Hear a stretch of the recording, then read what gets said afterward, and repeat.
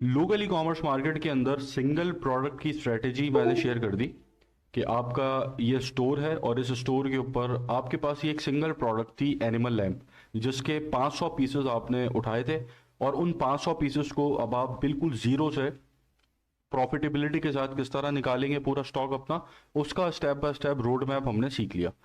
अब हम दूसरा सिनेरियो डिस्कस कर लेते हैं। दूसरे सिनेरियो के अंदर आपने किसी एक प्रोडक्ट के 500 पीसेस नहीं उठाए, आपने बहुत सारी प्रोडक्ट्स के 50-50 पीसेस उठा लिए। अब ये केस है हमारा, case number two, scenario number two. इसके अंदर आपके पास, इस एग्जाम्पल के अंदर हमारे स्टोर के ऊपर ये 8 प्रोडक्ट्स हैं। इन 8 प्रोडक्ट्स के 50-50 पीसेस हमारे पास हैं। पहली एग्जाम्पल के अंदर एक प्रोडक्ट के 500 पीसेस थे, अब 8 प्रोडक्ट के 50-50 पीसेस अवेलेबल हैं। अब इनको हम किस तरह फेसबुक पे मार्केट करेंगे, उसको अब हम डिस्कस कर रहे हैं, जिसको हम डिस्कस कर रहे हैं कैटलॉग सेल्स के अंदर। अब या तो आप अपने लिए खुद काम कर रहे हैं या फिर आप किसी ब्रांड के साथ काम कर रहे हैं, फ्रीलांसिंग कर रहे हैं, और उसके पास एसकेयूज बहुत ज़्यादा हैं, मतलब बहुत ज़्यादा प्रोडक्ट्स हैं, उसके बहुत ज़्यादा वेरिएंट्स हैं। तो यहाँ पर आप कैटलॉग का इस्तेमाल करेंगे, जो हमने डिस्कस किया था पिछले सेशंस के अंदर, कैटलॉग क्या होती है, कब उसका क्या यूज़ होता है। अब उसकी कैंपेन हम डिज़ाइन करेंगे। तो आपके पास, आपके स्टोर के ऊपर 10 प्रोडक्ट्स हों या फिर 1,000 प्रोडक्ट्स हों, कोई फ़र्क नहीं पड़ता। आप उस ही एग्जैक्टली जो चीज़ अभी मैं बताऊंगा उसको फॉलो करके डिफरेंट प्रोडक्ट्स को बेच सकते हैं। अब यहाँ पर हमारे पास ये एनिमल लैम्प बिक जाए, हमें कोई फ़र्क नहीं पड़ता, ये ब्रश बिक जाए, एलईडी लैम्प बिक जाए, हमारी वेबसाइट के ऊपर कुछ भी बिक जाए, हम उसके ऊपर उसको बेचना चाहते हैं, क्योंकि हमारे पास हर प्रोडक्ट का अब स्टॉक मौजूद है। तो ये जो केस नंबर टू है, यहाँ पर आपके पास इन्वेंट्री ज़्यादा होगी तो आपको पैसा ज़्यादा खर्च करना पड़ेगा, डिफरेंट स्टॉक्स हैं, उसकी मैनेजमेंट आपके लिए मुश्किल होती है। तो इसीलिए रेकमेंडेड ये है कि इनिशियल जब आप बिल्कुल ई कॉमर्स स्टार्ट कर रहे हैं तो आप एक प्रोडक्ट से स्टार्ट करें, उसके मल्टीपल पीसेस खरीद लें। जो हमारी फर्स्ट एग्जाम्पल थी कि एक एनिमल लैम्प मैंने लिया, इसी के 500 पीसेस मेरे पास है। अच्छा, अगर आपके पास बजट बड़ा है तो फिर अब आप जो है मल्टीपल प्रोडक्ट्स के डिफरेंट स्टॉक्स आपने 50-50, 100-100 पीस उठा लिए। खैर, तो अब हम सेल्स के ऊपर जाएंगे, इसको भी हम सेल्स कैंपेन के ऊपर ही बेचेंगे। और अब यहाँ पर हम लोग जो एक डिफरेंट चीज़ है पिछले से, पिछली स्ट्रेटजी से, वो ये है कि यहाँ हम कैटलॉग का इस्तेमाल कर रहे हैं। यहाँ आप कैटलॉग को ऑन कर देंगे और यहाँ आपके पास आपकी कैटलॉग की लिस्ट आ जाएगी, जिसको आप सेलेक्ट करेंगे।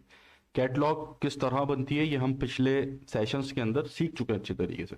तो ये जो कैटलॉग मैं यहाँ पर सेलेक्ट कर रहा हूँ, इस कैटलॉग के अंदर मेरी वेबसाइट की सारी प्रोडक्ट्स आ गई हैं।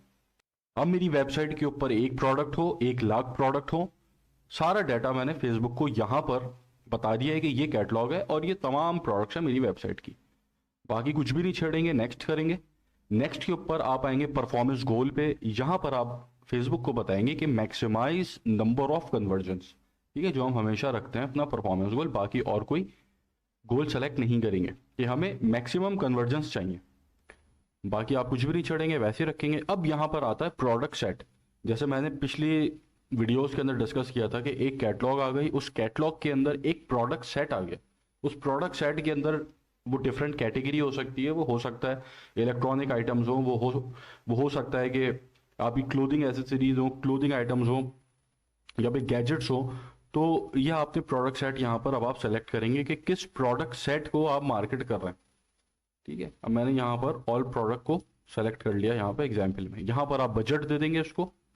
और अब यहाँ ऑडियंस टाइप के अंदर दो चीज़ें आप कर सकते हैं। या तो आपकी इस वेबसाइट के साथ जो फेसबुक यूजर्स इंटरेक्ट हो चुके हैं उनको आप रिटारगेट कर सकते हैं, या फिर आप अपनी इन प्रोडक्ट्स को बेचने के लिए नई ऑडियंस को ढूंढ सकते हैं।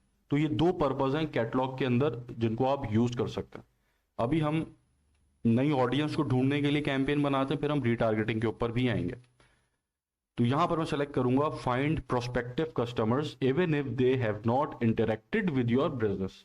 तो जो अभी तक हमारे बिजनेस के साथ इंटरेक्ट नहीं हुआ, वो भी इसके अंदर अब हमारे एड्स देखेगा और हम उससे कन्वर्जन, उसको कन्वर्ट करने की कोशिश करेंगे।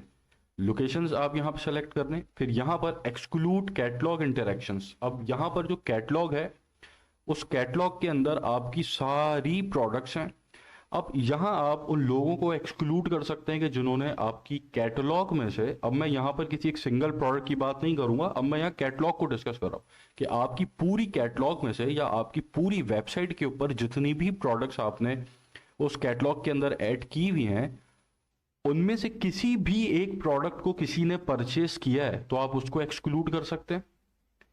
या तो आप किसी को भी एक्सक्लूड ना करें, या फिर आप अपनी कस्टम एक्सक्लूजन्स बना सकते हैं।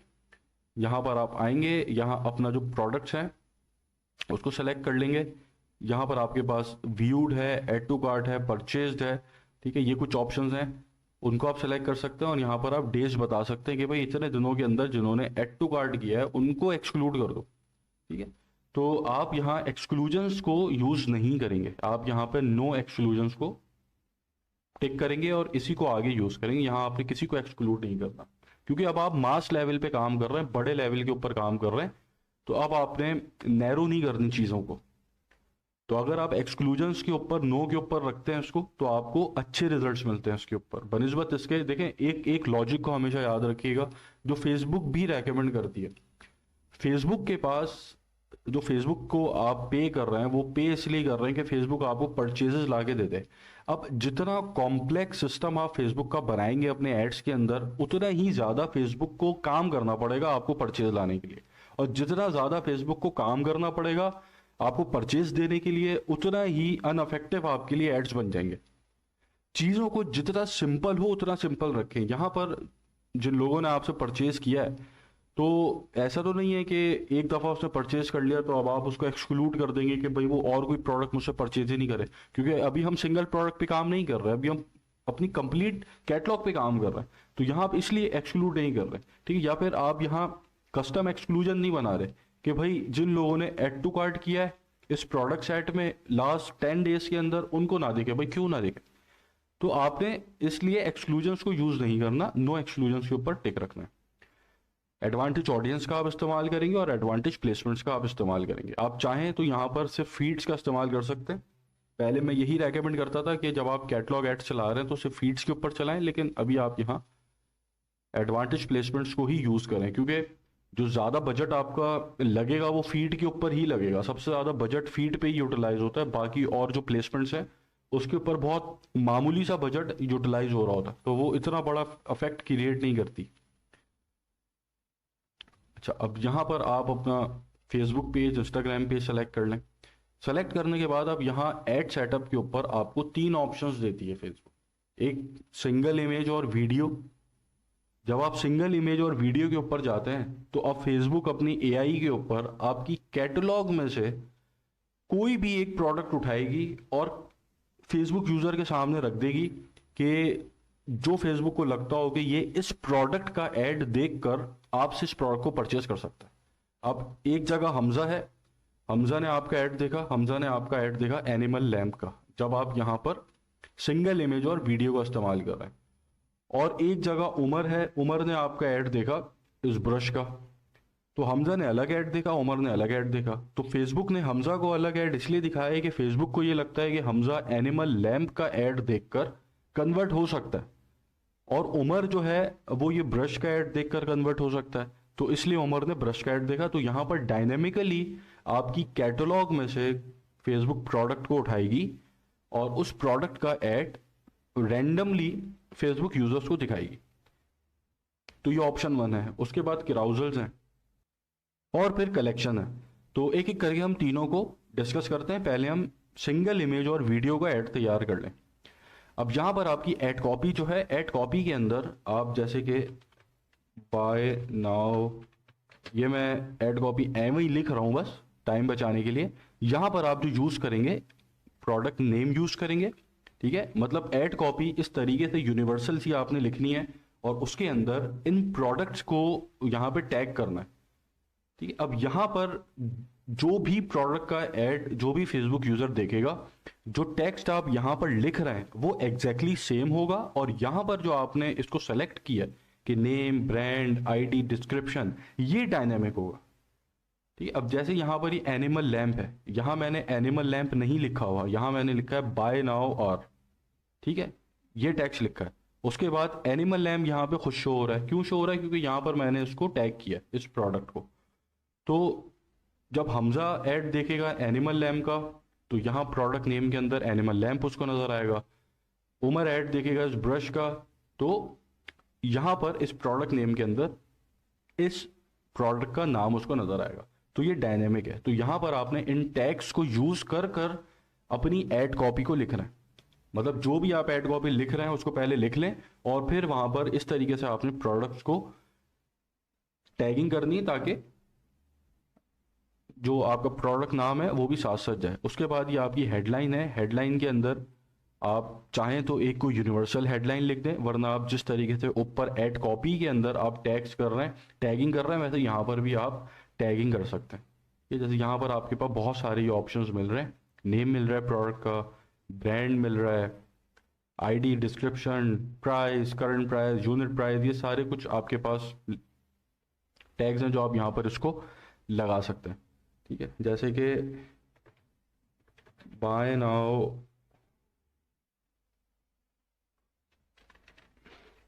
या 35% ऑफ टुडे ऑन। अब मैंने यहाँ पर ऑन लिखा है, और अब मैं यहाँ पर प्रोडक्ट का नाम डाल दूंगा। ठीक है, तो अब ये यहाँ पर मैं ज़रा इसको पहले लिंक डाल दूं ताकि आपको क्लियर आईडी नज़र आए इसकी। अच्छा, अब यहाँ पर आप देखें कि 35% ऑफ टुडे, ठीक है, ये आ रहा है, ऐसे ही आ रहा है, और साथ ये प्रोडक्ट का नाम दिखा रहा है हेडलाइन के अंदर, जिस तरीके से प्राइमरी टेक्स्ट या एड कॉपी के अंदर आपको नज़र आ रहा था। यहाँ पर आप इसका कॉल टू एक्शन सेलेक्ट कर सकते हैं। ठीक है, उसके बाद आप जो एडवांटेज क्रिएटिव है वो डायनेमिक रहेगी यहाँ पर, कि अपनी मर्जी से फेसबुक किसी को भी आपके ऐड दिखाएगी।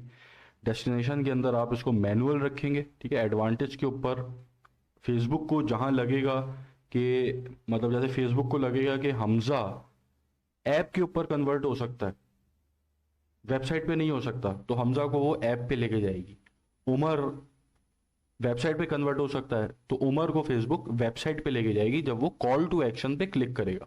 तो कॉल टू एक्शन, अगर आप एडवांटेज डेस्टिनेशन पे जा रहे हैं तो यहां पर आपकी ऐप भी है साथ और आपकी वेबसाइट भी है। तो अगर हमजा इस कॉल टू एक्शन पे क्लिक कर रहा है तो हमजा हो सकता है ऐप के ऊपर लैंड हो, उमर हो सकता है वेबसाइट के ऊपर लैंड हो।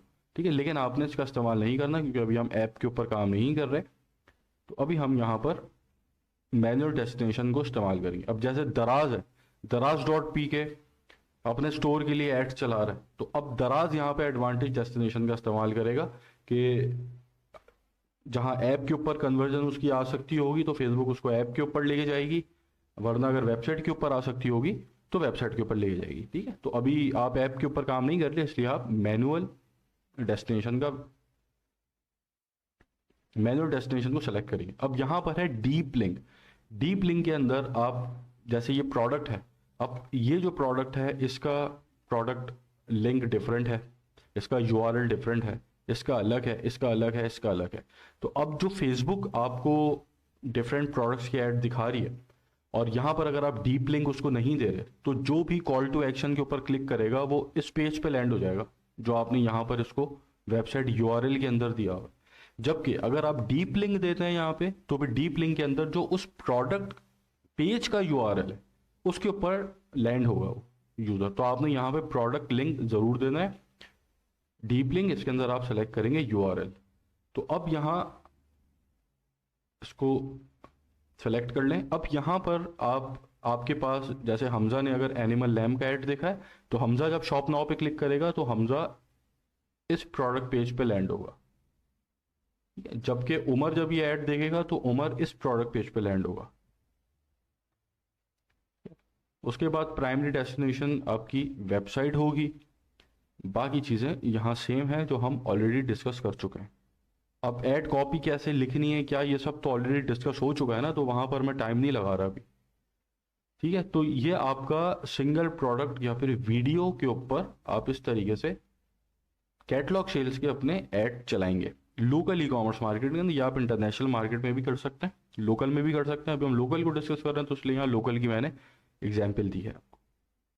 अब यहाँ अगर आप इसे वेरिएशंस चेक करेंगे तो अब ये जैसे एनिमल लैम्प आ गया, फिर ये एक और वेरिएशन आ गया, ठीक है, डॉल्फिन वाला। फिर ये एक और वेरिएशन आ गया, फिर ये एक और वेरिएशन आ गया।